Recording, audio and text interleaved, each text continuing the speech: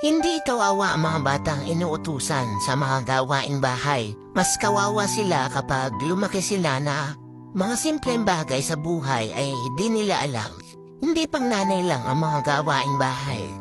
Kasi ito ay gawain ng kahit sino at basic na dapat alam ng tao.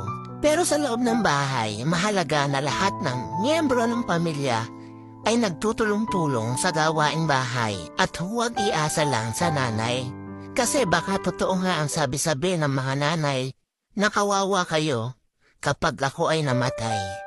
Pero alam nyo na pwede talaga itong mangyari at mawala ang isang nanay kasi di natin hawak ang kanilang buhay. Pero kung naturuan natin sila ng mas maaga at naturuan natin sila na magkusa at gumawa kahit di inuutusan, hindi sila kawawa. Pero kapag lumaki silang hindi responsable at mareklamo sa maliit na bagay, baka lalo sa malaking bagay. Hindi kontrabida ang mga nanay, sobrang mahal ka niyan. Pero gusto niya matuto ka sa buhay.